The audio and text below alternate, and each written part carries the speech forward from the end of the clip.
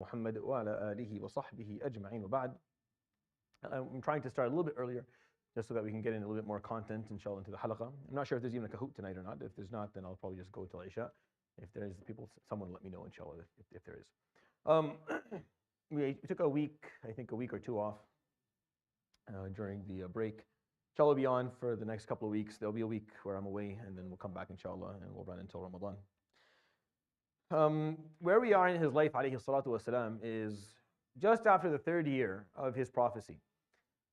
It's important while you study his life and learn about his life story, sallallahu alayhi wasallam, is to make sure you have a little bit of a grasp in terms of the phases. Understanding that there were different phases for his dawah, and those phases consisted of different challenges and obstacles and the types and the natures of the surahs that were being revealed to him alayhi salatu during these phases are also quite different. And I'll try to point that out to you as much as possible. And where we are is just after the 3rd year. So the first 3 years he was selective in his da'wah alayhi salatu wasalam. So he didn't speak to everyone. He just chose specific people, and we kind of talked about the significance of that. And then he was given by Allah subhanahu wa ta'ala the command to actually go public. And I think that the reason that ayah exists in the Quran is because he was, I think, hoping for another year or so of selective building. And Allah subhanahu wa ta'ala said, no, go open. So go public. So he spoke to his family first, and then he got on the Jabal al-Safa and he spoke. And he was persecuted by his uncle Abu Lahab right off the bat. And where we stopped, we kind of stopped there last halaqah. The next couple of weeks, we're going to be talking about the phase of his prophecy alayhi salatu wasalam that is heavily focused on the aspects of persecution. Because the moment he went public alayhi salatu wasalam, Quraysh was no longer neutral, and they no longer just kind of let things happen. Now they were going to take a stance. They're going to decide how they were going to deal with someone who was calling out for a new faith or trying to change the status quo. Because Islam didn't just come and talk about theology. This is an important piece. Islam is not here just to tell us what to believe in and then how to perform rituals. Islam is a reformist movement. It talks about reform on every level of life. It talks about social reform and financial reform and political reform and ethical reform. And without reform, actually, Islam doesn't have any teeth. And there's not much, and that's what they like it. When I talk, dictators and people who have control, they like an Islam that is toothless. That has really no bite to it. It's just the people who go to a masjid, they pray, they do their little things there quietly, and that's it. And it ends there. Outside of the masjid, there's no consequence to being a Muslim outside of the masjid. It has no tentacles into people's workspace or into their schools or their businesses or their relationships. They just want it stuck within the space of worship. And that just doesn't work with what Islam is. Now, you can try and make Islam that, and some people have, but it doesn't work. I mean, in the long run, it fails. Islam is a faith, is a cause, is a way of life that will force us all, if we accept it appropriately, to change our ways and to be a little bit different and to see things a little bit differently and live life in a way where we are not okay with any form or kind of corruption. So Quraysh, when they listened to the Prophet ﷺ preaching and explaining, because he took it right to them. He wasn't passive. He didn't do what we are doing, where we sit in the masjid and we talk and let people know. He would go right to them ﷺ and bring Islam. So as they listened to him, they figured out that this is not going to work well for us. This is not going to be in our best interest. I mean, yeah, it makes sense and all, but I can see how this is going to cause us a lot of problems. So they said no to it for reasons that had nothing to do with the authenticity, originality, or correctness of the teachings themselves, which is most of the time the case. Ideas rarely are refused or accepted based on their merits. They're accepted and refused based on politics, something to do with the consequences or something to do with alliances that are being built. Unfortunately, that's the case. So they decided to defy him, alayhi salatu wasalam. And of course, they had the upper hand, or at least they thought they did. Or at least they thought they did for the majority of the time. Because they had more wealth, they had more power, they had more numbers, they had the popularity. They were the leaders of Arabia because they were the religious face of it. They took care of the Kaaba. And the Kaaba was and continues to be the center of the Muslim world. And forever, inshallah, will be. And his teachings, alayhi salatu wasalam, up front was very positive. He would tell them, قُولُوا لَا إِلَهَ إِلَّا اللَّهِ تَدِينُ لَكُمْ الْعَرَبُ وَالْعَجَمِ. Say La ilaha illallah, and one day you will lead all of the Arabs and all of the non-Arab nations. Say قُولُوا لَا إِلَهَ إِلَّا اللَّهِ تَدْخُلُوا الْجَنَّةِ, you'll enter Jannah. He used a very positive messaging, alayhi salatu wasalam. And of course that was very important, because I think when we talk about Islam to people who are non-Muslim, or when we talk about Islam to those who are still on the rails or on the fence, you have to bring a narrative that is positive. And it's not that we're lying, saying, okay, we're going to talk. No, Islam has an extremely positive narrative embedded within it. You can afford within Islam, when you talk about Islam, up front, to point out the positives, like how this is going to affect you positively. And that's all right. And it's an important piece, because Allah subhanahu wa ta'ala, Jalla Jalaluhu, is the Hakim, is the all-wise. So He would not subhanahu wa ta'ala put together a way of life and send guidance that was going to cause you harm, or to make you weak, or to make you miserable, or incapable, or unstable. Not at all. It's the opposite of all of that. But it will put you in confrontation with corruption, for sure. And that's always scary. That's always difficult. You're always going to end up standing in front of tyranny and discrimination and oppression. And many people find that to be a little bit too. Can we not go there? Can we do everything else, just not that piece? Can you just maybe not talk about that piece? Don't bring that up. And the Sahaba, in certain points, as I will show you throughout their life, some of them would get into that mentality and hope for a quieter existence, and he would bring it, alayhi salatu wasalam. He would bring the fight to the oppressor. He would bring it time and time again, even though when the Sahaba would look at it sometimes say, why are we doing this? Do we need to do this? Is it really necessary for us to? He would take it to them, alayhi salatu wasalam. So the persecution began. I'm going to start by telling you aspects of the persecution of the Prophet alayhi salatu wasalam himself, and then I'll go through what happened to the Sahaba. So I'm not going to go in a sequential time-lapse way, but rather in just talking about the silos. Here's what happened to him, alayhi salatu wasalam, the different types. Here's what happened to the Sahaba, and kind of go through the year 4, 5, 6, and 7, because this is what happened there. But before we do, there are 2 surahs that were revealed that I want to share with you quickly within this timeline. And I like doing this because when we know the surah that was revealed within that period, it's always nice to share it, because alayhi salatu wasalam is starting to get oppressed. Surah Al-Asr was revealed. I think I talked about that last time. And Surah Al-Asr teaches us the importance of time. And learning the importance of time means that we are open to learning from the experiences of the people around us. That we are willing to listen as well as offer our own advice to others. And within a society, without that, there's no way that we can prevail. Like, we cannot succeed without that. Without the concept of tawasaw, right? Tawasaw means it's a two-way road. As I offer you advice, you offer me as well.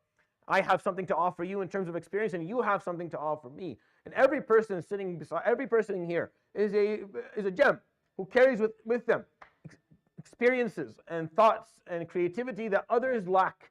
That if we were open-minded to benefiting and taking it, even the people that you think don't, even for example, like your siblings and your children and the people that you think have nothing to offer, they do. We just have to make sure the opportunities are there for them to actually share it. And that's really an important piece. And that's what Surah Al-Asr teaches us. That if you want to not lose time, you have to listen to the people around you. You have to listen, because everyone is going through life and they'll come back with a valuable piece of experience or a valuable piece of advice. If you take it, then you win time. You don't have to go and make the same mistake that they made. And another surah that was revealed is Surah Al-Takathur. And Surah Al-Takathur is the surah that talks about priorities. And this is very important in our deen. In Islam, it's one of the most important things, and it's something that I believe we still struggle with heavily as Muslims, for sure. We don't understand priorities very well, and until we do, we're going to continue to kind of fumble. And the surah begins by Alhaakum Takathur. Takathur is the pursuit of more. It's a beautiful word. It's the pursuit of more, of just wanting more, of anything or everything, whatever it is. Just more, what is it that you want? You want more of it. More money, more status, more respect, more space, more possessions, whatever it is that you want more. Alhaakum, you are being distracted by the pursuit of more. Allahu, when he uses that word alhaakum, he's not saying subhanahu wa ta'ala that you're doing something haram. He's just saying that you're being distracted. Distraction means, what it means logically, is when there are two things, one of them is more important than the other, and you got distracted and did the other. That's what distraction means. Because there's haram. There's halal and haram, and it's not, we don't use the word al-hakum or lahu, or we don't use distraction for that, because you don't do haram, period. But al-hakum means that there are two things, both of them are, technically speaking, worth doing, but one of them is much more important than the other. So if you do the other, then you're wrong. And that could also apply for stuff that are important, for sure. I mean, you could be in a position where you have an exam the next morning, so you should study, versus you are going to clean up your room. And both of them are very good, positive things. Without the context, they sound amazing. I'm going to clean my house today. Jazakallah khair. But you're not prepared for something that's much more important. That doesn't work. There's no sense in that. So that's what al-hakum comes in as a word explaining that piece. That it's about understanding what the priorities are. Don't be distracted by the pursuit of just more. Because it's not wrong for you to do it, but if you're being distracted by it, meaning you're going after, you're pursuing more of something when you shouldn't, when you have something much more important to be doing right now, something that's much more pressing and you should be focusing on it, then it's wrong. That becomes wrong just by that nature, by the merit of you not knowing what's important, what's less important. It's important to understand that when we're raising our children, when we're building communities, when we're dealing with people, and when we have relationships, it's important to know what matters and what doesn't matter, what can slide and what shouldn't. So you can prioritize. This ummah has lost its sense of priority. I know that because I get asked like a lot of questions. Like a lot of questions. You have no idea. You think you know. You don't know. You don't know the amount of questions I get asked on a daily basis. Many of the questions I get asked, the answer is, it doesn't matter. Honestly, akhoy, it doesn't matter. Like, do whatever. It's not that important. I don't know why you're led to believe this is so important. I actually start my answer to any question by saying whether this is something worth arguing about or not. Is this something worth having some discussion about or not at all? And we don't seem to know what is and what isn't. And this is the example I give. This is my like the story, this hypothetical fictional story that I tell. And you understand what I mean. I say that that there was a man who came to us and stacked up the priorities for us perfectly. They were all scattered all over the floor. He took them, he brushed them off, and he started to stack them. Sallallahu alaihi wasallam. He stacked them perfectly, and he got them right there. So we knew what was the most important thing, second important thing, what was down at number 100, what was even less than that. And he taught us through this priority list how to live our lives, and it worked out nice. People learned it, they practiced it, things worked out beautifully. And he handed down the list before he left, alayhi salatu wasalam. And that generation handed it down to the generation after. And at some point, I don't know when, 7th, 800 year later, they stopped, they took the stack for granted, and they stopped memorizing it. They stopped learning it. So they just kind of handed it down without memorizing it. And the guy who was handing it down slipped and fell and scattered the whole thing on the ground. Now, he didn't know what the actual sequence was, but no one saw that he fell. You know when you fall and you hope that no one saw it and you pick things up quickly to act like nothing happened? So this guy did the same thing. He quickly just stacked them up, however, and just walked and acted like nothing happened. He didn't say anything, Allah Islam. He didn't say anything at all. And he handed it down to the second generation, and he watched to see if things would work out. Nothing really changed, so he thought it was fine. Little did he know that when you ruin a priority list, it takes 2 to 3, sometimes 4 generations for things to completely get destroyed and be ruined. So by the time the effects of this priority list that was not correct anymore actually took effect, he was dead. So he didn't tell us. And since then, we've been trying to figure out how to prioritize this stack again. And until we do, you will continue to fumble and fail. Because we don't know what matters and what doesn't matter. We don't understand what trumps everything and what we can for sure afford to not have a problem with. We don't understand. So we argue about stuff. We argue about stuff. We fight over how many rak'ah of tarawih we should pray. We fight over something like that. We disagree and people's voices get high in masjids and stuff like that. Yet we are an ummah that is living under tyranny and oppression all across the globe. We're fighting over this little, so it's fine. It's fine, it's not a big deal. We fight with children over haircuts. Sorry, it's not worth the time. It really isn't. There's way more important things that a child should be taught and they should learn than just what they're. We spend a lot of effort and energy on things that just don't have any meat to them. They're just not important. Sorry, they're just not. And the stuff that really matter, that really, really matter, somehow just go under the radar for a long time. And by the time we figure that out, it's just a little bit too late. And that's what this surah says. That's why he says, كَلَّا لَوْ تَعْلَمُونَ عِلْمَ الْيَقِينِ. I swear to you, if you knew with certainty of knowledge, and then there's something missing. See, لَتَرَوُنَّ الْجَحِيمِ is not the answer. The ayah is not saying, oh, if you knew that you were going to see Jahannam. No, that's not the ayah saying. The ayah is saying, كَلَّا لَوْ تَعْلَمُونَ عِلْمَ الْيَقِينِ, and then there's something that is deleted. It's understood from the context. لَمَلْتَهَيْتُمْ. You wouldn't be distracted.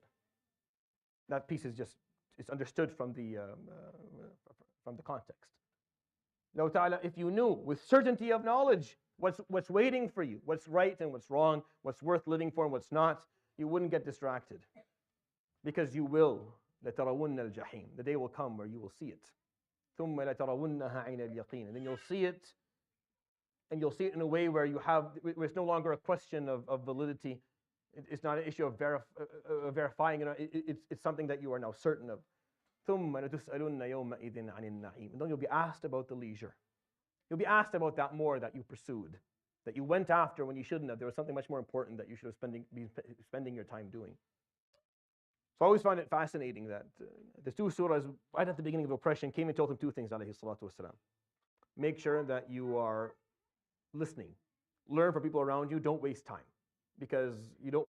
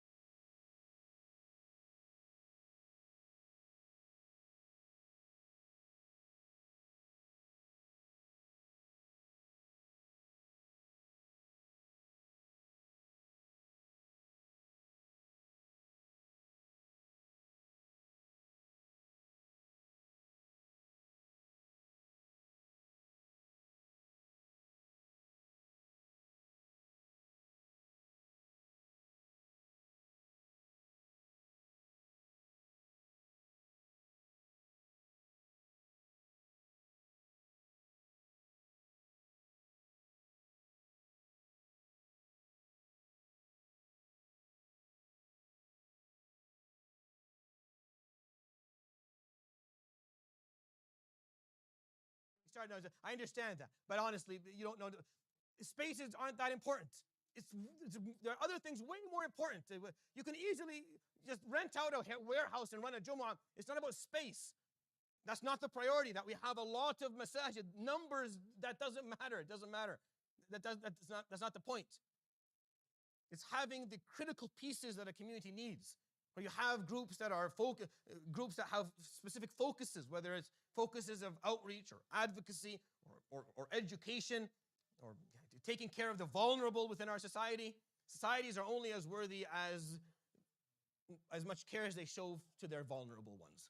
Like any society, their worth is based on how well do they take care of the vulnerable pieces of that society. If they don't, then there's no hope. If we're a society that completely neglects and looks away from those who are weak amongst us, financially weak or mentally weak or socially weak, or those who are struggling, then we're a society that we're doomed. We're doomed to fail. Because that's not how he thought about things, alayhi salatu wasalam. Go back.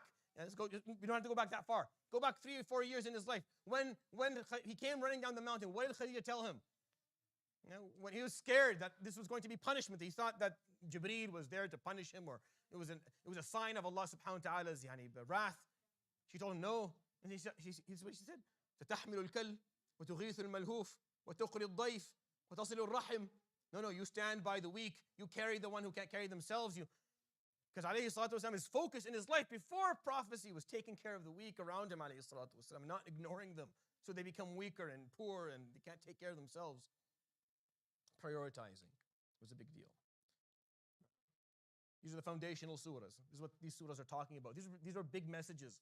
I know we memorize them as kids in Juz' Amma and then we move on. But these surahs had messages that were very clear. So Sahaba learned this stuff. They learned the importance of the sanctity of their choice, the importance of their relationship with Allah subhanahu wa ta'ala, and what tasbih meant. They understood what taqwa was early on. They understood that they were there to fulfill a role. They were designed to fulfill that role. They understood the importance of understanding what's happening to them in life. Imagine if they didn't understand what was happening. Imagine if they were like us. When things go wrong, we start doubting Allah altogether because things didn't go perfectly. Imagine if they were like that. There'd be no Islam. None of this would exist. We'd all fade away. If historically that didn't happen, we'd just stop existing altogether. The importance of benefiting from those around you. Alayhi salatu wasalam was very big on this. He listened to everyone. Anyone and everyone who had something to offer, he was listening, alayhi salatu wasalam. I don't have to say these things. It will be proven to you throughout the seerah. And they were able to prioritize appropriately. So after he does this, alayhi salatu wasalam, and he goes public, it becomes a little bit of a difficult piece for Quraysh because honestly, what he's saying is just very powerful.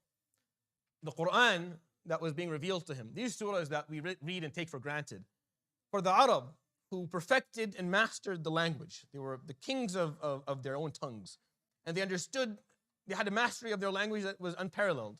Yet the Prophet ﷺ was bringing forward the Quran, and they did not know how to deal with it. Like they didn't know how to characterize it. They couldn't seem to do something similar to it. And they weren't able to keep up with the artistic aspect of it and the profoundness of it at the same time. Like you can write things that have meaning and that are purposeful, but the writing can be weak. You understand what's being said. It's just weak writing. But the Quran wasn't like that. Not only was the message strong, but the writing, the wording was profound, was amazing, was beautiful. And they were struggling with where he was getting all of this because they just kept on coming. A poet will come up with a beautiful poem. It'll take him a while, and then he'll go to sleep for a couple of months because it's very draining to actually write good poetry or to come up with a sermon that is actually well put together. But alayhi salatu it just kept on coming, one surah after the other, and they're very different. They're not the same. Surah Al-Asr and Surah Al-Fajr and Surah Al-Qadr, they're not similar. Like it's not the same wording being repeated. They're very different topics, different concepts, different form and methods. And as he explained what he was there to teach, alayhi salatu wasalam, they started to feel the weakness of their arguments. Like they started to feel overwhelmed by this guy and what he was doing. And they could see the mushrikeen around them who were putting their faith in them as leaders, questioning whether, because it seems like whenever he argues with you, you have nothing. Like you don't have a good comeback to this guy. Like he's coming to you and you have nothing. He's beating you in every aspect of this discussion. And they were looking bad. So they met and they said, we need to have some narrative. What do we call this? What do we call what he has? What is it? Is it sorcery? Is it magic? Is it a lie? What do we do about it? How do we label him and how do we label the Quran? We need to label them. You know how propaganda works. It's the easiest way to do things. People are too lazy to care. Forgive me, I'm not talking about human beings in general, just lazy. We don't want to go and read and figure out what's right and wrong. We just want someone to tell us, good or bad. All right, tell us bad. That's what it is. Just label it for me so I don't have to waste, I don't want to spend any time. So they needed a narrative. Quraysh needed a way to label the Prophet ﷺ and label what he was doing. So they started talking. And they said it seems that it's poetry. So Al-Walid al-Mughira, the father of Khalid ibn al-Walid, and he was one of the elders of Quraysh, and I talked about him before because he's one of the guys who rebuilt the Kaaba before his prophecy, alayhi salatu wasalam. An intelligent man and quite powerful. A little bit too much, I guess, was his problem. He had listened to the Quran a couple of times, and they were saying, we'll call it poetry. So he said, nah, ليس بشعر فإني عرفت شعر الإنس والجن وليس هذا بشعر. I know the poetry of humans and jinn, and this is not poetry. فقالوا إذن it's magic. He's a magician. فقال عرفت السحرة وليس هذا بساحر. I know the magicians and what they say and what they do, and he's not a magician. Well, then we'll call him a sorcerer, a kahin. قال عرفت الكهنة وسمعت طلاسمهم وليس منهم. I've been with sorcerers, I've seen what they say and how they behave and how they... He's not like that. So they say, فإذا ماذا نقول? Then what do we say? You're shooting down all of our ideas. What do we call this then? فقال دعوني. Give me some time. I need some time to think. So he goes and he thinks. And he comes back the day after to have a discussion with them. And they start saying the same thing. So we're thinking that the consensus amongst us is to say that he is a kahin, or to call this a certain type of, new shi'r, or that he is taking it from someone else. فقال لا ليس هذا بحال. None of this works. None of this works. What he's saying is not that. So they pressure him a bit. Well, what is it? What is he saying? So he said, Walid, this is what he said. قال والله إن لقوله الذي يقول لحلاوة وإن عليه لطلاوة وإنه لمثمر أعلاه مغدق أسفله وإنه ليعلو ولا يعلى عليه وإنه ليحطم ما تحته. He said, honestly, what he says has this beauty to it. And there's just this sense of never getting enough of talawa. It's so easy to hear, and you feel like you can never get enough of it. And when you think about it from a higher stake, you find it to be extremely prosperous and helpful. And if you look at it from a perspective of a common person, you find it to be just filled with wisdom. And honestly, I believe that it is the highest form of literature. Nothing is higher than it, and anything you compare it to, it will be crushed. That's what he said. فَقَالُوا أَصَبَأْتَ. Have you follow him? Did you change? Sabat is a word they used to use to say that you left your deen. قالوا أصبأت يا وليد. فقال لا. قال ما هذا الذي تقول? What did you just say? Are you insane? If someone heard you, you basically, no. You have to say something different. You have to say, this is not a narrative we can carry to the people of Quraysh. So he said, fine, I'll think about it. Miskeen, Allah. I feel bad for him. I really do. I don't know if I should, but I do. Feel bad. He got it. He got it right. I don't think anyone has described the Quran more beautifully. Honestly, and scholars have described the Quran in beautiful. I don't think anyone got it as amazingly as he did. He really described it in a way that is almost unparalleled. Perfect description. You're correct. That's exactly what it is. But he couldn't do it. And he was somewhere in the middle. Walid was somewhere in the middle between saying, when you're like, I know this is, and then this is what they said to him. This is what they said. قالوا أيرسل هو وأنت عظيم قريش. You actually believe that he's the messenger and you are the greatest man of Quraysh. Why would God choose him when you're here? That's what they said to him. So he believed it. He said, yeah, that's true. I am the richest, I'm the wisest, I'm the most knowledgeable, I have the most followers, why would Allah subhanahu wa ta'ala choose him and not me? It makes no sense. He must be. So he went and he started to think. I don't have to tell you what he did. The Quran does. At the end of that first piece of Surah Al-Muddathir, second or third surah, right? Remember, third or fourth surah, early one. And after you go through those initial commands, those beautiful commands, Allah subhanahu wa ta'ala talks about Al-Walid al-Mughira. ذَرْنِي وَمَنْ خَلَقْتُ وَحِيدًا. He tells the Prophet, leave me and the one who I created alone. Not that he created him alone, subhanahu wa ta'ala, which he did, but the one that was created on their alone. You see, we all come to this world alone. We come out, even if you have a twin, you come out alone. You're on your own. There's really not much.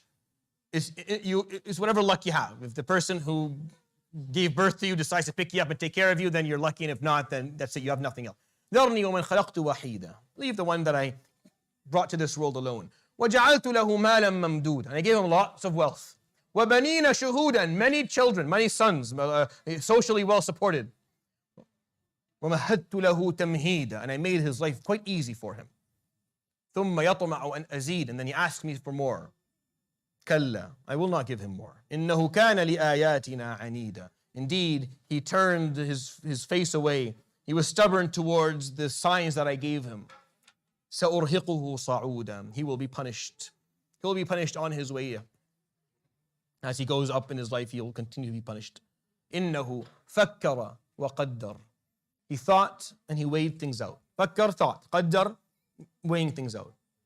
فقتل كيف قدر ثم قتل كيف قدر. May he be punished for the way he thought and weighed out. And may he be punished yet again for the way he thought and the way he weighed things out. ثم نظر. And then he looked. ثم عبس وبسر. He looked down. This is what the Quran is describing. He's thinking. He looked up. ثم نظر. ثم عبس. Then he frowned. وبسر. Then he looked down, closing his eyes. ثم أدبر واستكبر. And then he turned his back to the thing he knew was correct. And too much arrogance filled his heart. He accepted that little piece. Why would Muhammad be the prophet and you're the greatest man of Quraysh? It filled him up. أدبر واستكبر. فقال, and he said, in هذا, all this is, what you're reading, سحر يؤثر.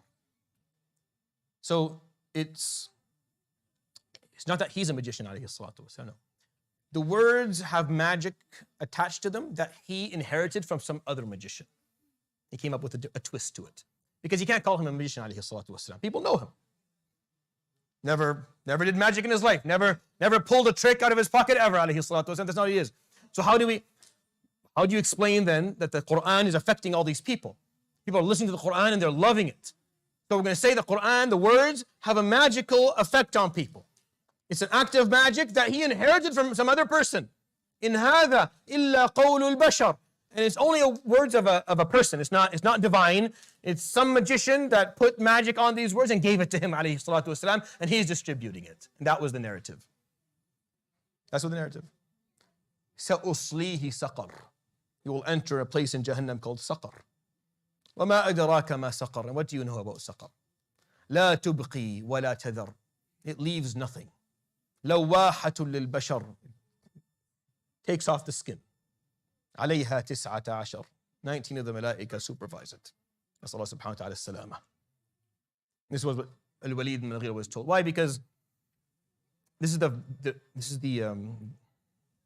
danger of you seeing the truth and just allowing some aspect of your nafs or something happening around you to get you to say, nah, I'll find some way around it, or ignore it, or convince yourself of something different.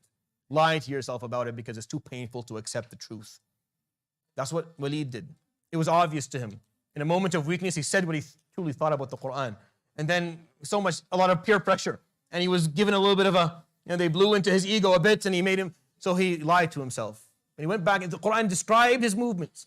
He's walking back and forth. فكر وقدر نظر عبس بسر. And then he's like, he's processing it. I see, Allah subhanahu wa ta'ala is telling you, I watched you.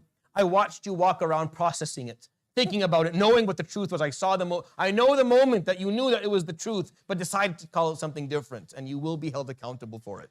Watch out, Watch out in your life. This is just, inshallah, our tests in life are not regarding the Quran. We've accepted the Quran. But you'll have similar tests in life regarding other stuff, where you'll be in a moment and you'll know what's right and what's wrong. And you'll know that you've been on the wrong side for a while. But it's hard sometimes because the person who's saying the right thing is someone who's just not worthy of your respect, or someone who's just always been wrong, or someone who's extremely obnoxious, or someone that you just can't stand. And it's hard to admit that that person is right on this one. It's hard. It's very difficult. It takes someone, and that's what happened to Al-Walid. He just couldn't do it. He couldn't bring himself to doing it, and he didn't. And he walked down that path, and he never came back. It's funny because he could have read these verses and decided to accept Islam and debunked the whole Quran, like Abu Lahab could have. Abu Lahab, when he heard Tabbat yada Abi Lahabin wa Tab, he could say, all right, la ilaha illallah, you're done. Everything you're saying is all made up because now I'm Muslim. Now what are you going to do with it? Right? It's funny that they never did, isn't it? It's actually quite fascinating. I'm awed by it. If you want to debunk a faith and divine revelation, it's really easy. If the Quran is pointing you out as someone who is going to be punished, just join the group. Just join in. Khalas, you've debunked it all. And you win it both ways. They didn't. Subhanallah, they didn't. Wallahi, it's ajib. If you're against something, the easiest way to debunk it is just join at this point. And they didn't. Subhanallah al-wahid al-ahad. And they didn't. And it's just something to think about. The Prophet ﷺ would spend the next few years going after what we know today as Sanadid Quraysh. He'd go after the leaders of Quraysh and speak to them. And he would come to their homes, he would come to their gatherings. And as he did this, alayhi salatu wasalam, he would be persecuted on a daily basis. Abu Lahab would come, walk after him, alayhi salatu wasalam. And he would say, Majnoonun, la tukallimuhu. He's insane, don't speak to him. Every time he came to speak to someone, alayhi salatu wasalam, Abu Lahab would come and no, don't speak to him. I know him, I'm his uncle. فَيَقُولُونَ عَمُّهُ أَدْرَى بِهِ. His uncle, he knows more. I mean, I don't know him as much as his uncle knows him. If his uncle thinks he doesn't know what he's talking about, then maybe we stay away from him. Not once did the Prophet ﷺ look back and let Abu Lahab have it. I remember growing up listening to these stories and wishing he did as a kid. You know what I mean? Just wishing at some point in the story he would just turn around ﷺ and just swing a punch and just level Abu Lahab and move on. Not once. Because it's very difficult to hear what Abu Lahab was saying to him ﷺ. But then you learn that that wasn't the adab of prophecy. The adab of Rasulullah ﷺ would not allow him to speak to an elder in his family in a way that was disrespectful. He wouldn't do it. So not once did he look back. Not once did he say a word to Abu Lahab. Even though Abu Lahab would confront him, he would just look away and keep on going. Turn back, change his route, because he would not confront his uncle and speak to him in a rude and disrespectful way. Even though this is strike 3, right? I told him to count the strikes for Abu Lahab. Strike 3 now. Of him persecuting his nephew, sallallahu alaihi wasallam. But that didn't work. The number of Muslims continued to rise steadily. Steadily. It was a steady rise. It wasn't huge, but it was steady. Every quarter was the same number of people going up. So they thought we had to figure out some other way to do this. So they brought in a man. They recruited a guy. His name was Nadr ibn al-Harith. They recruited him. And Nadr was a man of many. He was of many languages and many stories. This gentleman, a jack of all trades. He had been all around the world. He'd been to Persia, and to the Roman Empire, and to Greece, and he had heard all the fables and all of the mythologies, and he had a lot of stories. The guy didn't really have anything that he lived by, but he was good at telling stories because he was a qassas. As by the way, this job existed until 150 years ago, not that long ago. Anyone here watched Bab al-Halaqah before? Yeah. They used to come. The guy would come in and tell a story, right? They all sit around, and this guy is telling a story because there was no radio, there was no television. All you had was some dude who sat there and knew how to tell a story. And as long as he told the story in a good way, people were drinking their tea and listening and enjoying it, and they made sure they made it there first to hear the story. So it was a big deal. So Nadr was one of those guys. He told stories. So they brought him, and the job was that wherever the Prophet ﷺ went, he would go. And whenever the Prophet ﷺ started to explain things, he would start speaking. So the Prophet ﷺ would tell the stories of Ibrahim and Musa and Isa and Hud and Salih and Shu'aib and Lut and the prophets of Allah. A lot of those surahs that had those stories were revealed during this period, like Hud and Al-A'raf, right? They were revealed in this period, right? A lot of stories in there. And he would tell stories at the same time in a way that was confusing and distracting and a little bit rude. And he would say, مَا الْفَرْقُ بَيْنِي وَبَيْنَ مُحَمَّدٍ? What difference is there between me and him? هو يقص كلاما وأنا أقص. I'm telling fables and he's telling fables. What's the difference? Sallallahu alayhi wa sallam. Again, never confronted him. Remember, I told you at the beginning there's some ground rules. Yeah, we're not here to fight. We're not going to live, no bearing arms, and we're not going to fight people. That's not what we're here for. We're not going to do it. He'd walk down the street, alayhi salatu wasalam, and amongst the people who would when Abu Lahab got tired, his replacement was Umar ibn Khattab. That was his job. He'd walk around, and the moment the Prophet ﷺ came and spoke to someone, he would tell him, keep moving. Keep walking, keep walking. And Prophet Umar he was a door of a man, so people would just keep on walking. And the Prophet ﷺ would turn to him and say, هَلَا تَرَكْتَنِي لَيْلًا وَلَا نَهَارًا يَا عُمَرَ. You're not going to leave me day or night. You have nothing else to do. You have nothing else you want to do in your day. You just to walk behind me and tell people not to listen. When that didn't work, they came up with another way. They said, okay, we're going to come up with a different piece of propaganda. We're going to say that the Prophet ﷺ, that Muhammad is bringing his revelation, the words, the Quran, because their problem was the Quran. Just let me make this very clear. Their problem was the Quran. The Quran was so powerful. And the impeccability of the Prophet ﷺ's character made it much more difficult. Because the person carrying it, the Prophet ﷺ, his character, who he was, obviously was a whole, but it's the words that he was reading to people, reciting, that he just couldn't figure out what to do with. and people were still getting affected. And probably the thing that affected them the most was the name of Allah Ar-Rahman. This was their nightmare. They disliked that name. Because in the Arabic language, if you study Arabic language, and Arabic is like math. If you understand the root, the three letters, and what they mean, you can make words, actually. You can create words that don't exist in old Arabic, that can exist in modern Arabic and have meaning. And that's why this language will continue to grow, because you can derive. You add an alif after the first letter, a ya after the third letter, to an alif and nun at the last, and then you can come up with a meaning that maybe they never had to use before. So Rahma and Rahim, these are known words. Rahman, that didn't exist. It was coined by the Prophet ﷺ, by the Quran, right? It was a beautiful name. People understand what it meant. People understood what it meant. If you understood Arabic, you understood Rahim, this is Sifa Mushabbah, it's called Sifa Mushabbah bil Fi'l. It means that it's a descriptive, it's an adjective that's specific, meaning he is merciful, but it's specific. There must be a target audience, the target group. It's when you take the three letters and just put an alif and nun at the end of it, right? So Atshan, Jaw'an, Adnan, all that alif nun. You're just basically saying that this word, the word itself, is ongoing. It's ongoing. It's innate. It's innate. It's always there.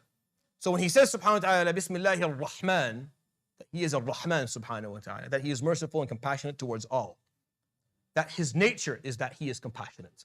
That's who he is. He can choose to be generous. He can choose to forgive.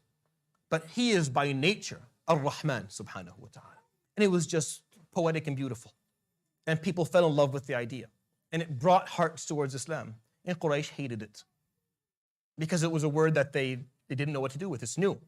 So they came up with this theory. They said, all right, he is being, since Al-Walid ibn Mughira came up with the idea that these are magical words that he is taking from, that he inherited from other source. He said, yeah, the other source that he inherited it from is a non-Arab named Rahman. Some non-Arab magician named Rahman. And that's why the word Rahman is all through it. Why non-Arab? Because no Arab is going to be named Rahman. Like, you can't lie it both ways. You can't have it both ways.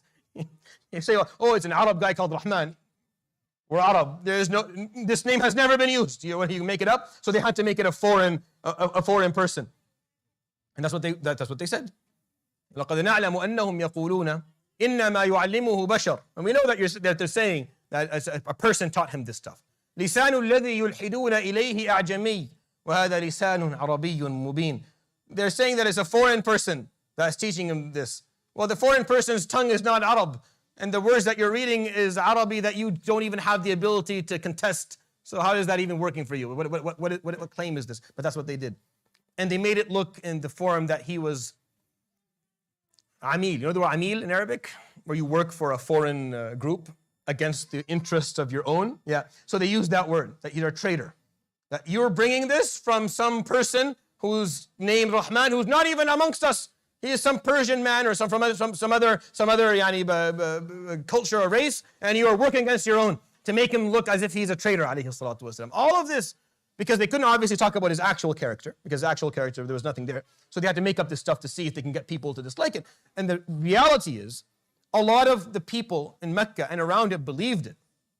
A lot of the people, don't be surprised when you watch what's happening on television, when you watch what's happening to the brothers and sisters in Gaza and Palestine, when you see it happening and you wonder, how is it that there are human beings on this planet that will see all that and still carry a specific narrative that is don't be surprised. It's not difficult.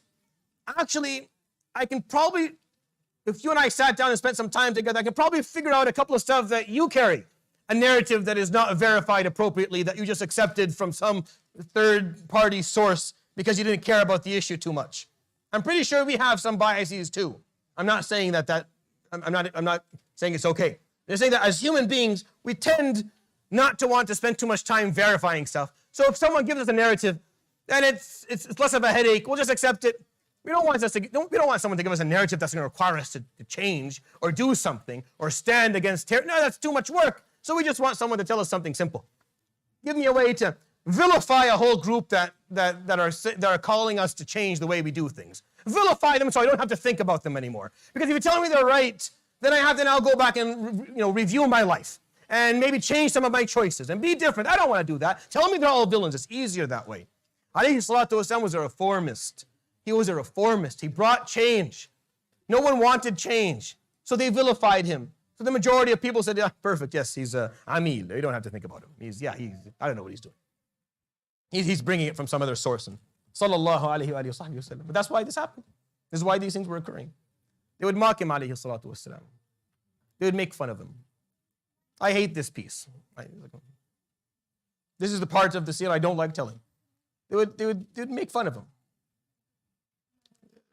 He would walk out of his home, alayhi salatu wasalam. 7, 8 people would be standing in front of his house. And once he walked down walked down the pathway, they would run in different directions, screaming, Majnoon, Majnoon, insane, insane. Right? And they would put people on the outskirts of Mecca. People were coming for Umrah or for Hajj. And they would tell them, احذروا غلام قريش. Watch out for the boy of Quraysh. Ghulam, boy. Sallallahu alayhi wa sallam, 45-year-old man. Sallallahu alayhi wa sallam. Ghulam. That's the word there. If you hear these things and you feel like in your heart you would have loved to defend him or be there to correct that, just to make sure you're clear on things, you can still do it. You can still do it. We tend to want to do that with the wrong methods. We tend to want to do these things in the wrong methods. Like someone says something bad about him, alayhi salatu wasalam, we tend to want to defend by going and trashing an embassy or burning a flag or standing in the street and screaming. You want to defend him, alayhi salatu wasalam. You make sure that the reality of who he was is much more apparent. You embody his teachings, alayhi salatu wasalam, and you speak of what it is that his legacy that he left us, alayhi salatu wasalam. That's how you defend him. You can still defend him from what happened back then, by making sure that people understand who he is through your behaviors, through your character, and through your dawah as well. Because that's what they treated him like this, alayhi salatu wasalam, for no fault of his own. And he was extremely gracious about it. He was extremely gracious about it, alayhi salatu wasalam. Never allowed it to bother him. He just kept on going his way. They would, and for him, alayhi salatu wasalam, as a person, as a man, who lived all of his life, never ever doing anything that would put him in a position that would compromise his integrity. People like that, the thing that hurts them the most is if they are called names, if they are dealt with in a way that is disrespectful.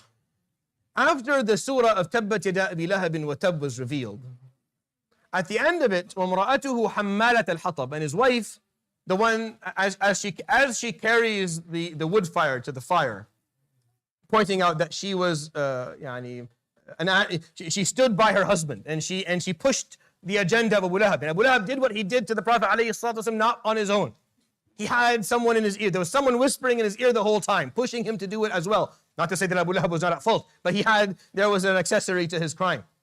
And his wife, Jamil, was that person pointing out when she was told that you were referred to in the Quran, وَامْرَأَتُهُ حَمَّالَةَ الْحَطَبِ, you referred to, she left her home. Prior to that, she would take her garbage every day because they were neighbors, two houses down from the Prophet alayhi salatu wasallam, neighbors. When her garbage bin was full, she would carry it and she would dump it on his front yard alayhi salatu wasallam. And he would come out and find it and he would say, "Ayyu jiwarin hada, ya Jamil." What neighborly ethics are these? I understand you don't like what I'm doing, but this is not jiwar. I mean, our basic ethics of being neighborly, this is not being a good neighbor. He would clean it up, alayhi salatu wasalam. And she would do this every second day. She would dump her garbage on his front lawn. He wouldn't say anything. It's the wife of his uncle, sallallahu alayhi wa sallam. So when she heard that this happened, that there was something she was referred to, she picked up 2 rocks and she ran towards the Kaaba, where people gather. تقول يهجوني. Now, the word hijab is when you say poetry to demean someone or to humiliate someone. So she was told, again, the propaganda she got is that this is all poetry. So she's referring to the Quran as if it is. He's saying, Yahjuni, he's saying something bad about me through the poetry. Wallahi la ahqimanna wajhahu bihadain al-hajarain. I'm going to smash his face in. sallallahu alayhi wa sallam. So she runs right in front of the Kaaba, where he is standing, alayhi salatu wasalam, right beside Abu Bakr, speaking with the two right rocks. Abu Bakr sees this and he doesn't know exactly what to do. He's not going to attack a woman, and she's also the Prophet alayhi salam's aunt, like and she's coming after him with a rock, and he's not sure what the right decision to do is here. But Jamil comes and runs up right to Abu Bakr, and she says, "Aina sahibuk? Aina sahibuk yahjuni? Where's your friend who is saying these words about me? I'm going to smash his face. Aina huwa?" And Abu Bakr is standing there, and the Prophet ﷺ is standing right beside him. Like it's not like he's behind a tree or something. No, they're just standing, and she's standing right there, and he's right here. And she's speaking to Abu Bakr, and he doesn't want to say he's there because that's not helpful, obviously. But he doesn't know what to say. So he freezes as she screams at him, "Wallahi la, I'm going to do this, I swear to God." And he just stands there, uncertain of what's going on, because he's right here, alayhi salatu wasalam. لكن عم الله عينيها عنه. Allah subhanahu wa ta'ala, she didn't see him. She didn't see him. She didn't see him, just like the people who come to the ghar when he is on his hijrah didn't look down and see him. Just like the people of Badr will look at the army and not see the numbers correctly. Who controls the perception of the brain when the eye sends its input in? Who controls where the eyeballs go, and what you see and what you pay attention to and what you don't? How do you account for that? How do you control that? You can't. You can't. She didn't see it. So she came up with her own poetry. She came up with her own. So she started saying, مُذَمَّمًا عَصَيْنَا وَدِينَهُ قَلَيْنَا وَأَمْرَهُ أَبَيْنَا. His name is Muhammad, sallallahu ala Muhammad, the praised one. Mudhammam is a similar derivative from the opposite word, the humiliated one. Mudhammam means the humiliated one, but it's in the same derivative. Muhammad Mudhammam is similar. So she changed his name, and she made poetry. Mudhammaman asayna, the humiliated one we disobey. Wa amrahu abayna, and whatever it is that he brings to us, we refuse. Wa deenahu qalayna, and the religion that he gives us, we have thrown behind our backs. Quraysh loved it. It's catchy, it's short, it's memorizable, and they start to sing it. The Sahaba, some of them are in tears as they hear people refer to him, sallallahu alayhi wa sallam, in that manner. Some of them are in tears because and they're just very upset. And the Prophet alayhi sallam would see them upset as they're singing, يعني مُذَمَّمًا عَصَيْنَا مُذَمَّمًا عَصَيْنَا. فَيقول مَا بَالُكُمْ, what's wrong with you? إِنَّمَا يَشْتُمُونَ رَجُلًا إِسْمُهُ مُذَمَّم. They're cursing out some guy whose name is Mudhammam. أَنَا إِسْمِي Muhammad. My name is Muhammad. I don't know who they're talking about. And they would laugh, sallallahu alayhi wa sallam. He knew, obviously. Obviously, he knew exactly what they were doing, and obviously understood it. But he was gracious and graceful. And he didn't let words hurt him.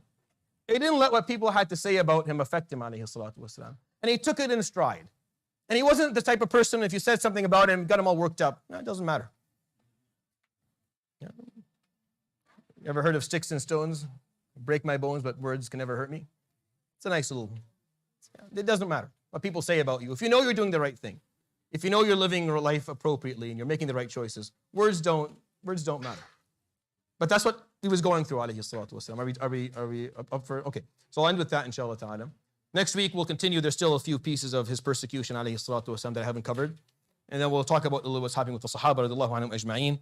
And then I'll tell you why I even told you these stories. Because I could easily just have told you, look, the next couple of years are years of persecution. Here's the Quran that was revealed to learn from it. But I want you to hear these stories.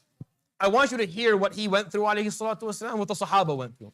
Because there's something there for us to learn, for sure. There's something there for us to pick up on that is extremely important and very meaningful as a Muslim community living in the West, or as Muslims in general. Understanding that the people who allowed us to carry the Quran went through life that way. Requiring us to have a little bit more of a little bit thicker skin, a bit more of a backbone as we carry our deen, understanding that if that's what Muhammad alayhi salatu wasalam went through, then I can't expect anything less. And if I am, then I'm being a little bit unrealistic. I'll end with that. Subhanallah, bihamdik.